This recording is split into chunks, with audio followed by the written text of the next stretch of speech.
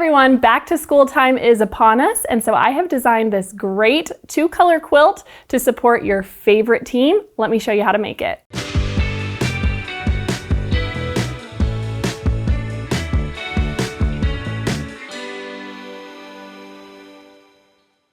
So this quilt is super fun, and I've designed it in a way that you can either use t-shirts that you have lying around, or there is a block included to finish off your centers. So if you don't have an even number and you want to make a big project, it gives you a lot of versatility and it's super fun. So the fabric requirements I'm going to give you today is for this project that you see hanging behind me.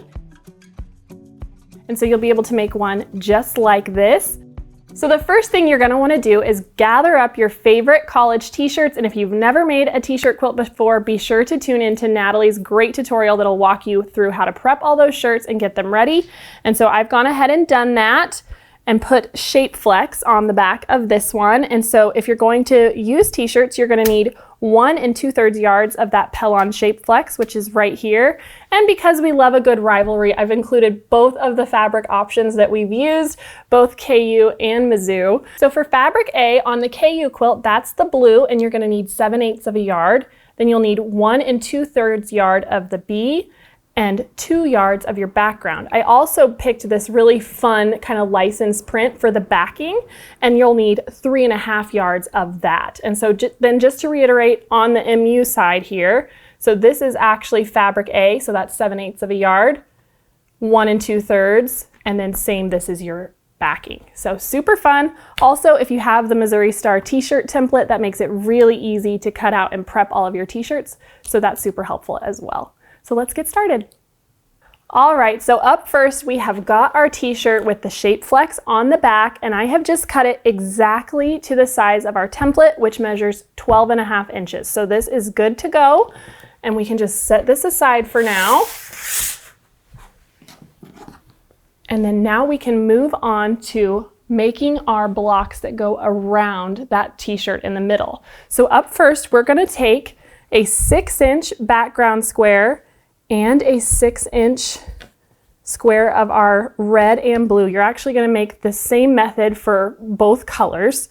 I've just got one here, and I've gone ahead and drawn an X, and we're going to sew on both sides of each of those lines. So let's go ahead and take this to the machine.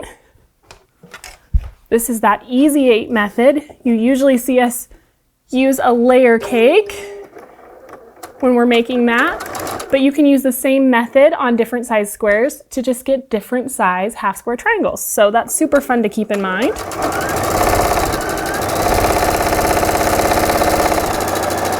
So we'll go down one side, and I can flip this around and go down the other.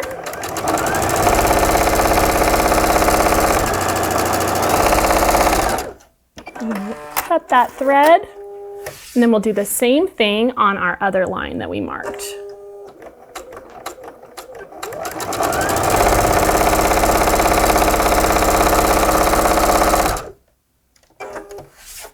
And flip that around.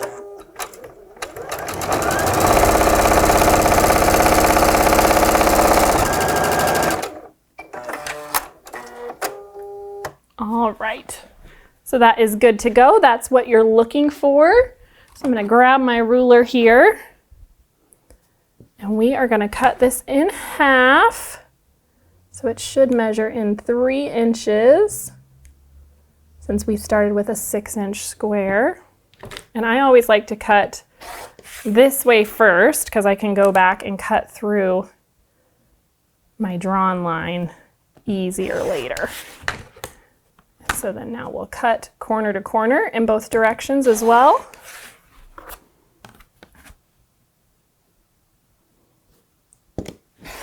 There we go. And now we have 8 individual half square triangles. I'm going to go ahead and press these, and then I'm going to square them to 2.5, and I'll meet you back here. All right, so like I said, I have squared these all to 2.5. You can see right there, and then pressed them open so that we're ready to move on.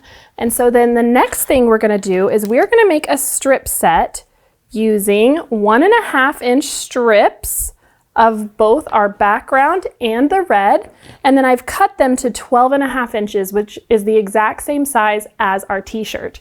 And so we're gonna build this block from the center out.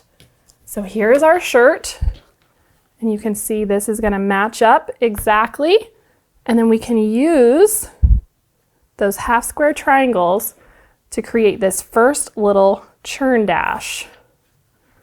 So here we go, these will come in on the side. And then I have these ones already sewn on to the top. So let's go ahead and sew these on here, and then I'm going to add these strips around my t-shirt, and I'll meet you back here.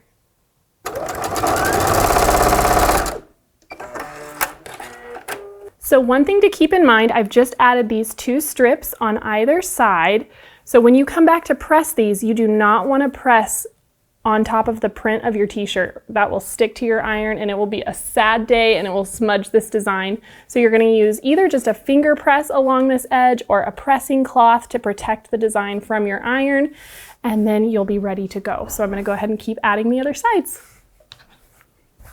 All right, so we have that all added. So now I'm going to carefully press this. Remember, avoiding that t-shirt ink like I said. And then we can add our next round. So let's go ahead and give this a press. So if you were worried about stitching regular quilting cotton against that t-shirt, that's where that Shape Flex comes in and makes it so easy. It provides stability so you don't have all that stretch. I'm just going to carefully iron around that design. Do not want to get that ink on my iron.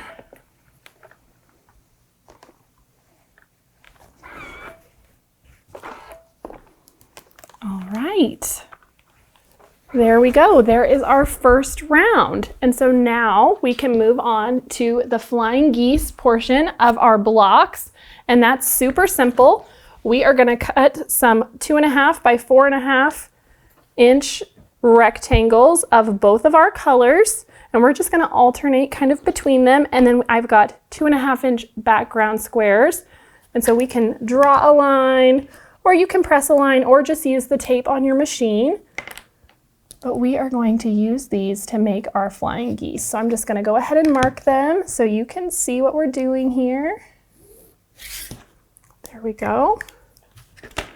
And so then I'll start by placing this one here. We'll stitch right on this line and trim it off, and then we'll add the other one. So let's go ahead and do that.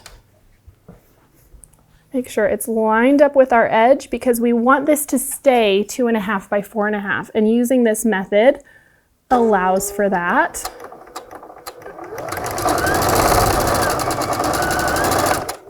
Okay.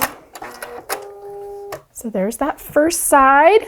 And so then we can just trim this part off and we'll press it back.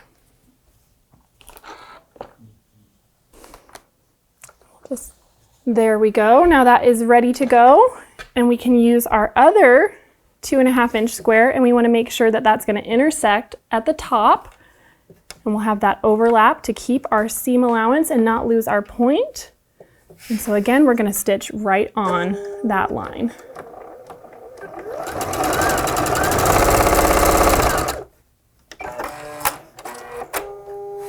All right.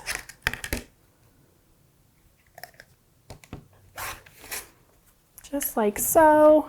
Again, we're going to give this a good press.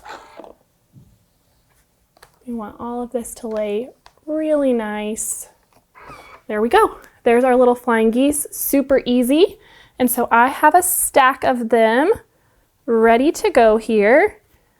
And you'll notice in the quilt behind me, each of these flying geese sections starts with just a background rectangle, and then our flying geese alternate, and then it ends with the background rectangle. So I have that ready here. So here's our little 2.5 by 4.5 inch rectangle, and then our flying geese can alternate.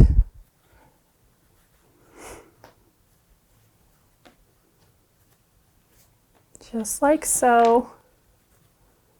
And then we'll finish it off with that rectangle. So let's go ahead and sew these one after the other, and we'll get this done. So I'm just going to stack them back up so that I can add them at the machine and save me a little bit of time.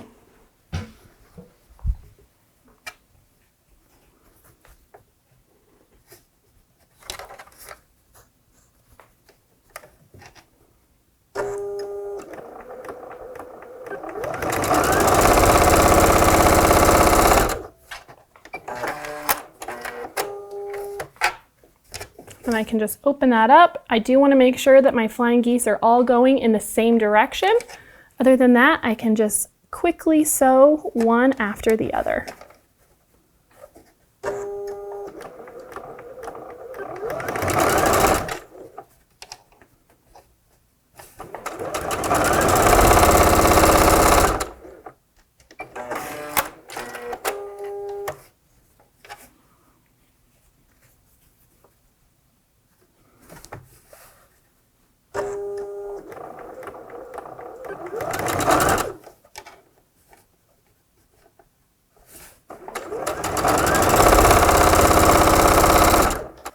All right, so here's a good little tip. If you're worried about losing this point, you can actually flip this over, and what you're looking for is where these threads intersect.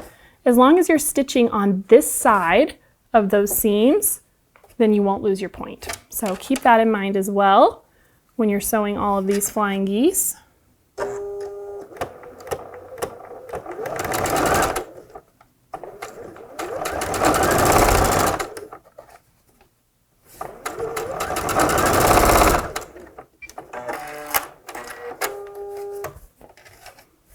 We go.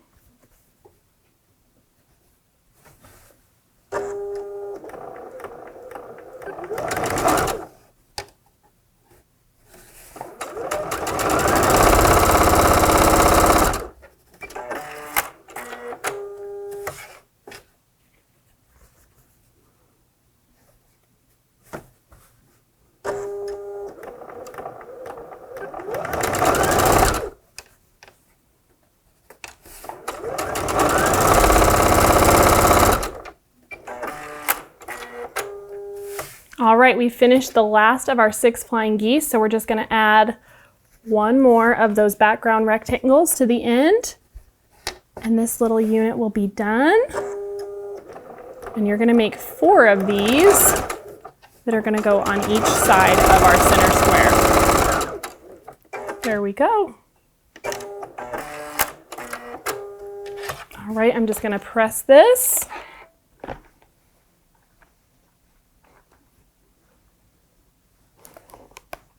And I am rolling those seams so that they're pointed towards the flying geese to help kind of hide some of that fabric behind the dark color. All right, there we go. That unit is ready to go. And so the last thing that we have to do, we've got our flying geese and they'll just sit around just like so. Bring these in.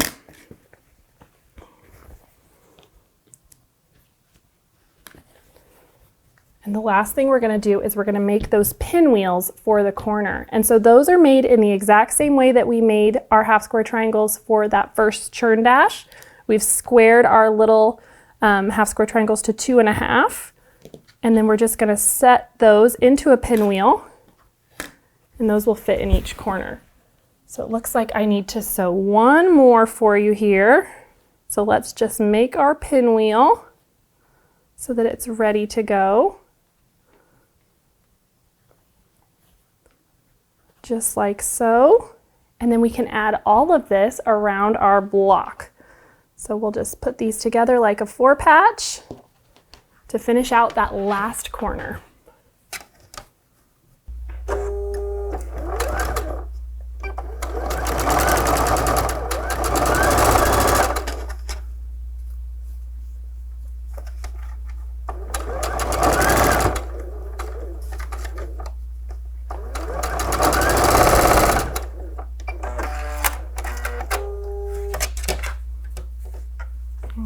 We can just open those up, finish up our pinwheel.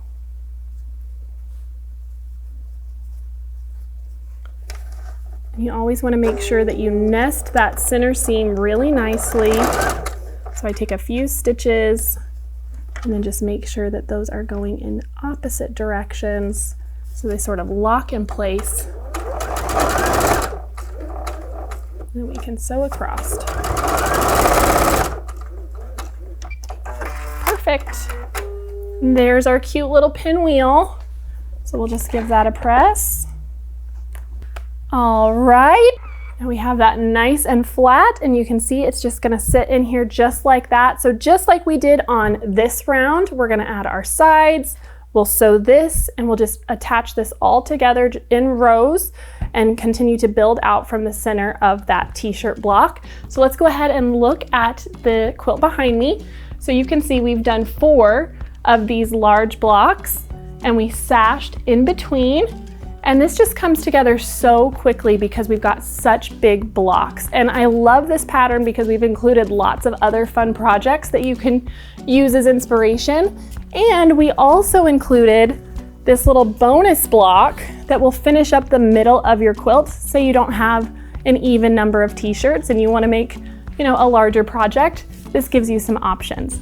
So I hope you enjoyed this tutorial. I can't wait to see the versions of this quilt that you make for your sports team, and I'll see you next time. Hey everyone, thank you so much for watching at home. We're so excited to be almost 1 million quilters strong here at Missouri Star. And so if you haven't already joined our family, be sure to subscribe and hit that notification bell so you can be notified of all of our future tutorials, and we'll see you soon.